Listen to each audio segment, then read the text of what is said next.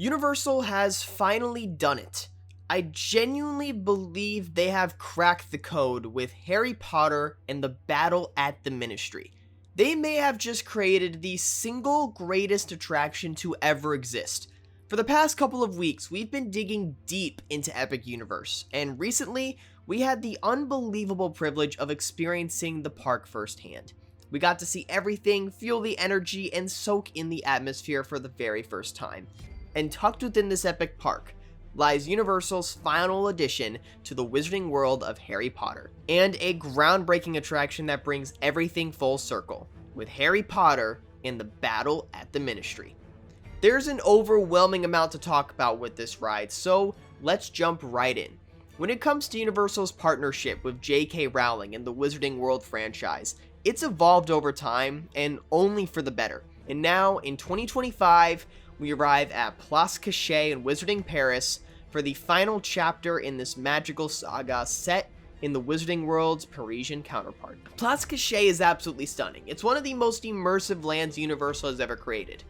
But when you head all the way to the left past the stunningly detailed alleys and storefronts, you'll find the entrance to the Ministry attraction at the Flu Network. This station is where your journey begins, and from that very first step, it's clear you're in for something special.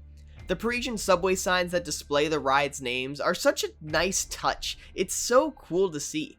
The transition from the Paris Metro Flu into the magical Flu Network is flawless. As you walk through, green fog and smoke rise around you, and you suddenly find yourself transported to the awe-inspiring British Ministry of Magic. No picture can prepare you for the sheer scale and beauty of this reveal. The atrium is breathtaking. It feels endless. The vibrant colors, the soaring ceilings with enchanted clouds, the moving papers flying in each office, the massive banners, portraits of Kingsley, Umbridge, and others. Every inch of this space is crafted to perfection. You'll be tempted to just stop and stare. The room alone could be considered a true theme park marvel. And then the queue keeps going and keeps getting better and better. You'll make your way past a massive map that shows you the entire British Ministry. You'll then enter a room that's with enchanted talking statues and portraits, just like as you see in the movies and as you see in some of the other rides in the Potter worlds. You then go through a maze of offices and wizarding spaces. I love these massive windows that really make it look like you're walking through a massive magical office space or even a very immersive hotel. Kind of felt like I was walking through some of the hotels on Universal property, but the fact that it's in a queue line is wild. You'll pass through a locker room filled with subtle nods to other characters from the Potter franchise. Your final room will include portraits of Professor Moody and Neville Longbottom's parents, details that weren't necessary but were clearly added with passion. One of the absolute highlights of the queue is this next room, the recreation of Dolores Umbridge's office. It's spot on. From the oppressive pink color scheme to the moving kitten plates lining the walls, the floating feather duster illusion is brilliant. I could watch it all day. The real standout is going to be that Higgledy animatronic. It just might be one of the most realistic animatronics I've ever seen. The way she moves, speaks, and interacts is mind-blowingly lifelike. Whoever programmed it deserves an award. As you ascend and descend the staircases, the immersion never lets up. You eventually arrive at the ride station, surrounded by massive, beautiful elevator shafts. The whole station just feels alive.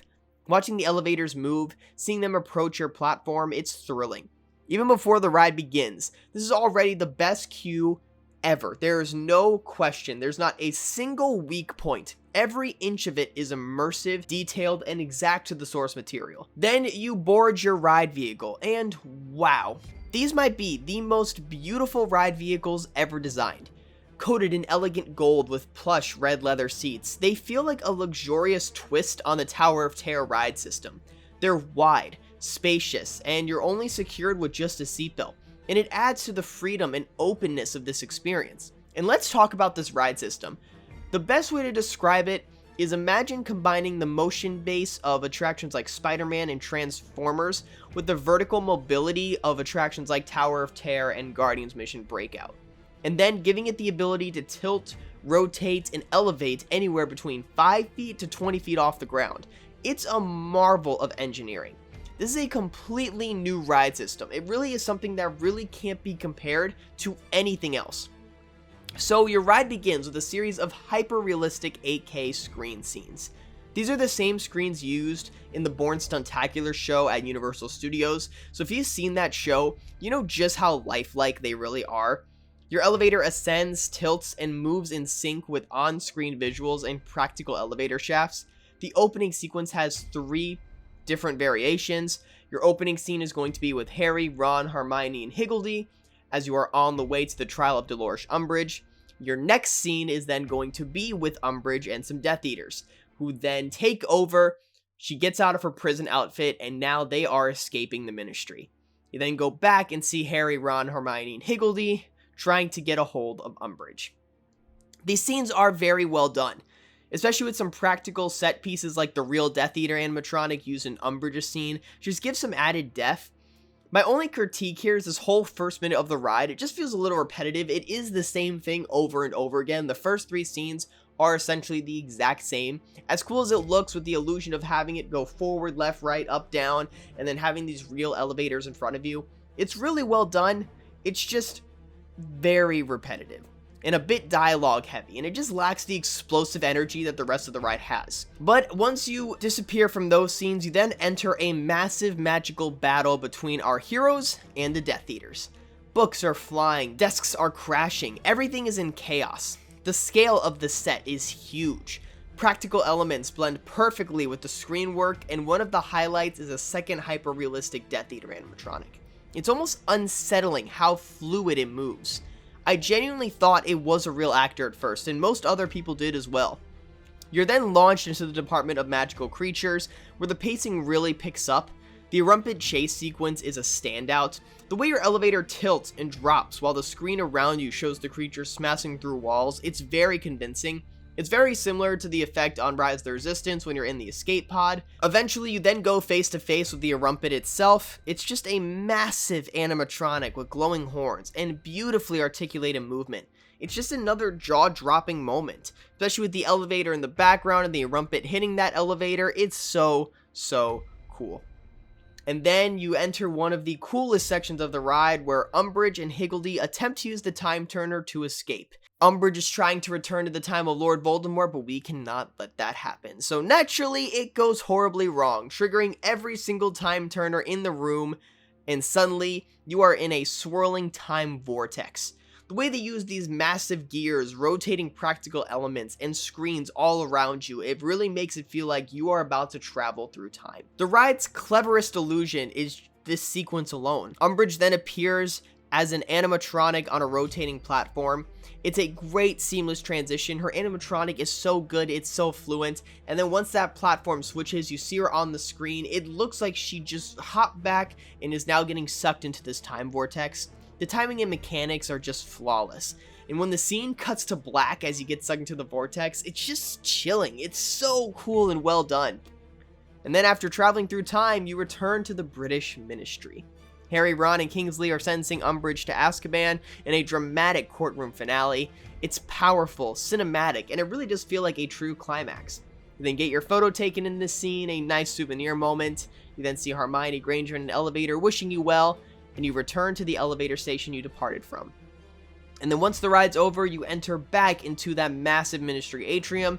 You use the Flu Network to enter a gift shop with more theme touches, and you close out your experience at the battle at the Ministry. Alright, let's talk ride dynamics. So the attraction is surprisingly intense. The way the vehicle spins, dips, and tilts, especially on those edge seats, it's wild. You really are being whipped around during those battle scenes. It just adds to the chaos and thrill. It feels like you're inside like a wizarding war zone. The pros are obvious. World-class screens, massive real sets, top-tier animatronics, the way everything blends together. The characters on screen interacting with real animatronics, especially the Death Eaters and Umbridge, creates a near seamless illusion. That first Death Eater animatronic, where it's fighting the others and fighting Hermione, when it turns and walks up towards you, you think it's a real actor. It's the most realistic animatronic I've ever seen. Hands, down. The time turner scene is also one of the best executed sequences in any theme park ride, period.